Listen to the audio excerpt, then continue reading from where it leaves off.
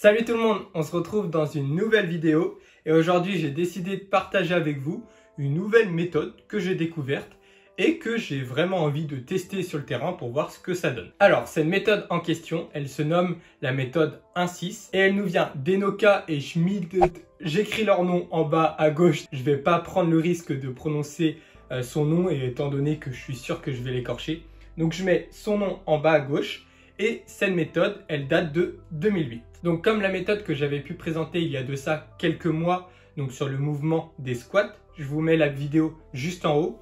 Aujourd'hui, on va parler d'hypertrophie fonctionnelle. Et rappelez-vous la définition de l'hypertrophie fonctionnelle. Ça consiste en l'augmentation conjointe de la force et de la masse musculaire. Donc la méthode que je vais vous présenter aujourd'hui, elle est plus destinée à un public qui a déjà essayer d'augmenter sa force maximale avec des protocoles classiques 5x5, 3x3. En effet, il faut un certain développement de la force pour que ce type de méthode ait un réel intérêt. Après, vous pouvez le faire juste pour augmenter votre force, mais ça sera moins cohérent étant donné qu'on ne vise pas que le développement de la force avec cette méthode. Alors, ce que j'aime beaucoup avec cette méthode, c'est qu'il y a deux versants. Il y a le versant plus pour développer sa force et le versant plus pour développer son hypertrophie. Et aujourd'hui, on va simplement se focaliser sur le versant force. Mais si ça vous intéresse, je pourrais aussi tester le versant plus hypertrophique dans une autre vidéo, pourquoi pas. Alors pour cette méthode, il y a une activation nerveuse avec une charge max, une charge très élevée, combinée avec des séries plus longues pour créer de l'adaptation structurelle. Après qu'on soit d'accord, quand je dis longue, c'est par rapport à la charge qu'on utilise. On est toujours dans le spectre de la force et de l'hypertrophie, étant donné qu'on sera sur du 6 répétitions. Donc le mot long, c'est un petit abus de langage, mais c'est pour qu'on se comprenne. Alors concrètement, qu'est-ce qu'on doit faire sur le terrain? Donc dans un premier temps, on doit faire une répétition avec la charge la plus lourde, d'accord? Ensuite, on prend 3 minutes de récupération, donc un repos suffisant pour pouvoir réitérer un effort intense par la suite. Et ensuite, on fait un 6 RM, donc 6 répétitions avec la charge la plus lourde possible pour ne pas pouvoir faire 7 répétitions, mais pour pas que ça soit trop facile non plus. Et ensuite, on prend 5 minutes de pause et on doit refaire cela 3 fois. Et l'objectif, ça va être d'augmenter le poids sur le 1RM et pourquoi pas sur le 6RM lors de la seconde série et lors de la troisième série. Et pour cela, on va bénéficier de la potentiation. Mais c'est quoi cette fameuse potentiation? Bon, je ne vais pas aller dans tous les détails parce qu'il y a plusieurs sous-catégories. Je vais vous exposer un principe de base de potentiation qui est pour moi le plus clair et le plus facile à comprendre, même si ça demande un petit peu de connaissances au niveau physiologique, au niveau anatomique. Mais je vais essayer de vous vulgariser ça le mieux possible pour que vous compreniez aussi. Alors, lors d'une contraction musculaire, il y a un filament de myosine et un filament d'actine. Okay? Sur ce filament de myosine, il y a des têtes qu'on nomme les têtes de myosine, tout simplement. Et pour créer une contraction musculaire, ces têtes-là, ils vont s'accrocher sur le filament d'actine. Donc les têtes de myosine font glisser le filament d'actine pour créer une contraction musculaire. Bon, c'est plus compliqué que ça, il y a aussi la notion d'ATP, etc. Je vous mets une super vidéo, donc moi qui m'avait aidé justement pour essayer de comprendre un petit peu tout ce petit charabia, on va dire. Donc je vous mets ça en description et normalement il y aura une petite vidéo aussi quand je vais parler qui schématise un petit peu tout ça. Mais nous, ce qui nous intéresse, c'est l'intervention des ions calcium. En effet, ces ions calcium interviennent dans le cycle de contraction. En effet, ces ions calcium se fixent sur la troponine. La troponine se situe à l'extrémité de l'actine et permettent ainsi la création du complexe actine-myosine. Bon ok, c'est bien joli toute cette science, mais en gros, qu'est-ce qui se passe? Pourquoi il y a un effet de potentiation? Et pourquoi on pourrait soulever plus lourd après une montée en gamme qu'avant? Pourquoi? Pour la simple et bonne raison que ça permet d'augmenter la sensibilité de l'actine et de la myosine par rapport au calcium. Mais augmenter la sensibilité de l'actine et de la myosine, ça veut dire quoi en vrai? Concrètement, ça modifie la structure des têtes de myosine qui se traduit par l'établissement d'une plus grande génération de force. Grosso modo, la contraction musculaire devient plus forte. Et ainsi, normalement, on devrait soulever un petit peu plus lourd. Donc ça, c'est tout beau, mais maintenant, je vais tester cette méthode sur le terrain. Et moi, j'ai choisi un mouvement un peu particulier parce qu'il demande une forte coordination. Donc, c'est pas sûr qu'il y a cet effet de potentiation, du moins c'est pas sûr qu'il soit autant visible, mais c'est ça que je trouve intéressant et puis c'est une méthode que je veux vraiment tester. Donc Je tiens à préciser que mon niveau en muscle up, surtout en force, il est vraiment pas élevé en ce moment parce que je fais que du poids de corps là depuis le confinement. Mais on va tout donner, on va essayer de donner le meilleur de soi-même, hein. On s'en fiche un peu des charges là, c'est juste que vous compreniez bien et que vous assimiliez bien cette méthode. Parce que cette méthode, elle ne doit pas être faite juste sur une séance. Elle doit être faite sur plusieurs séances. Vous pouvez le faire par exemple sur 4 semaines pour vraiment avoir des vrais résultats. Donc sans plus attendre, on est parti sur le terrain. On va tester cette méthode, donc 3 séries. 1 RM, 3 minutes de pause, 6 RM, 5 minutes de pause. Deuxième série, on refait pareil. Troisième série et on stoppe là. Ok? On est parti, je vais me changer, je vous emmène avec moi. Je vais essayer de tout donner. C'est parti!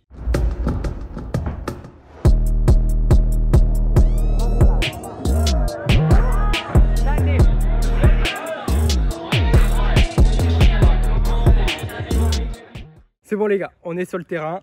Voici ma petite barre là, pour ceux qui ne la connaissent pas, je vous la présente. Elle bouge, hein, c'est pas du luxe, mais franchement ça fait l'affaire en période de pseudo-confinement.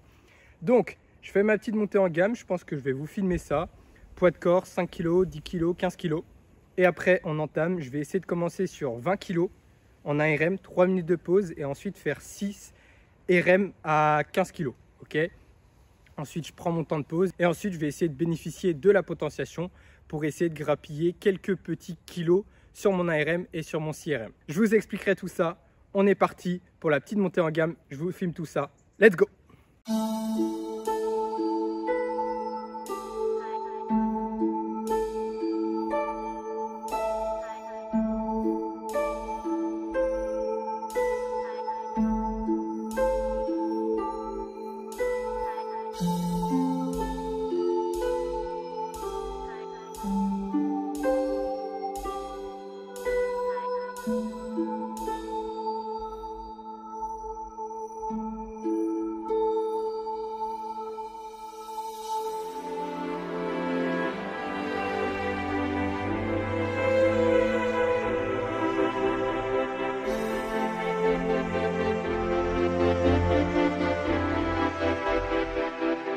Bon allez, c'est parti les gars, on va enlever ce beau pull Gornation parce que blanc avec de la boue, ça fait pas bonne histoire. Et on est parti pour le test de cette méthode.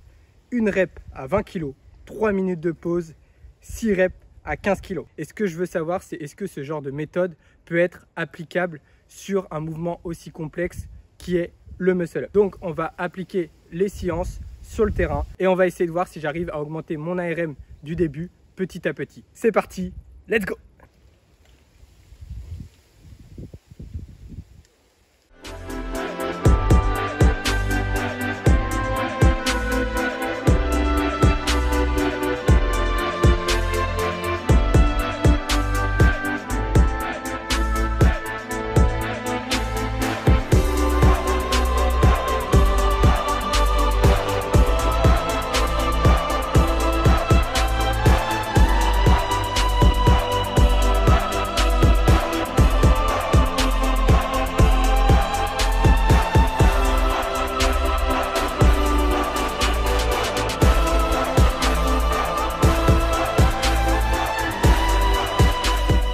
Voilà les gars, première série réalisée. Donc, une répétition à 20 kg, 3 minutes de pause, 6 répétitions à 15 kg.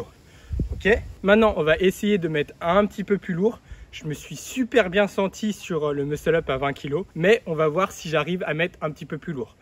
Je vais prendre le risque de tenter 22 kg, donc 2 kg de plus, c'est peut-être un petit peu élevé, étant donné là qu'on est sur un mouvement complexe, donc il y a plein de facteurs qui rentrent en jeu, mais je vais essayer.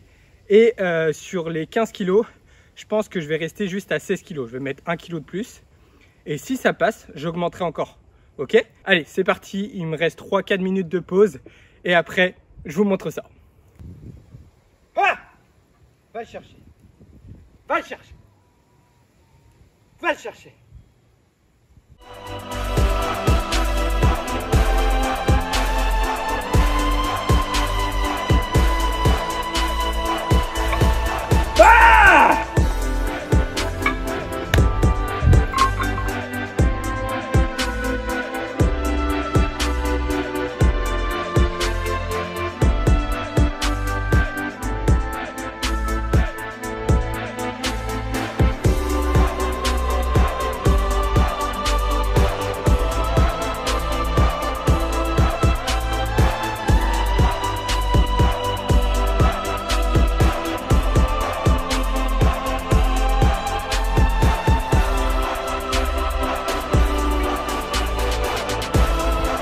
Ça y est les gars, seconde série réalisée. Si je suis aussi content, c'est tout simplement parce que j'ai fait aucun cycle de force. J'ai fait de la puissance au poids de corps, hein. Puissance plus orientée vitesse. Enfin bref, on va pas rentrer dans les détails. Et je retrouve petit à petit mon niveau en muscle-up lesté, parce qu'il faut savoir que lors de la compète de la FNSL, donc de la Fédération Nationale de Street Lifting, j'avais eu le Covid avant. Juste après mon cycle de travail, etc. Donc je voulais vraiment voir ce que j'avais dans le ventre. Et après, j'ai eu ce satané virus qui m'est tombé dessus. Du coup, j'ai fait que de la contre-performance. J'ai échec 25 kg en muscle-up. Et même le 20, il était très dur. Alors que là, je vole. Donc ne vous étonnez pas si je suis tout content, tout euphorique. C'est vraiment par rapport à ça. Parce que ça a été un petit peu dur de revenir au niveau. Donc là, je vais prendre un risque, je vais tenter 25 kg. Donc là, il y a un gap de 3 kg, donc ça va être assez compliqué. Mais voilà, c'est une perf entre guillemets. Normalement, j'aurais dû plus faire 23-24 kg. Mais là, je veux vraiment tenter 25 kg, voir si je les ai. Parce que là, je me sens en forme, on va tout donner, on va tout exploser. Et après, je verrai ce que je mettrai pour les 6 RM. Ok, donnez-moi la force, on va tenter de réaliser 25 si je le tente. Enfin, si je le réussis. Enfin, j'ai réussi à retrouver un petit peu mon niveau. On donne tout. Let's go!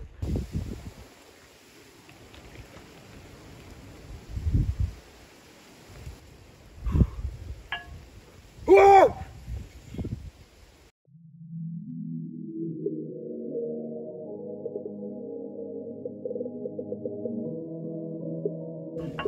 Ouais! Oui! Putain!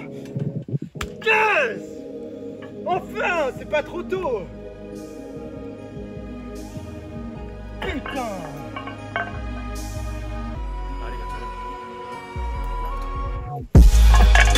Shit!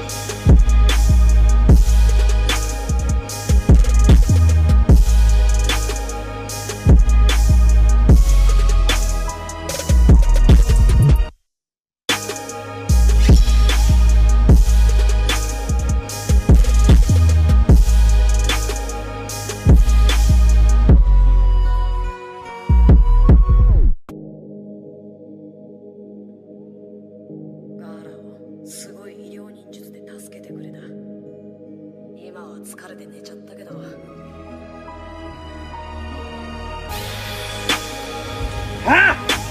Allez, fais-le! Va le chercher!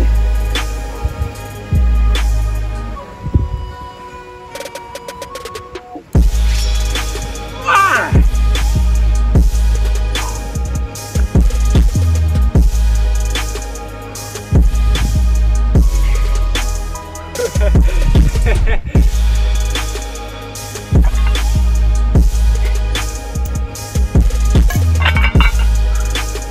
Bon les gars, je vous reprends rapidement parce qu'il flotte là, c'est pas ouf, mais je suis super content les gars. J'ai réussi tout. Il n'y a pas une série qui s'est loupée, à part peut-être sur les 6 RM. La dernière était un peu pas très propre, mais en même temps c'est ce qu'on veut. Vu qu'on peut pas faire une de plus normalement et une de moins, j'étais pile poil dans la tranche au niveau de l'intensité, donc au niveau du poids que je voulais. Donc c'est parfait.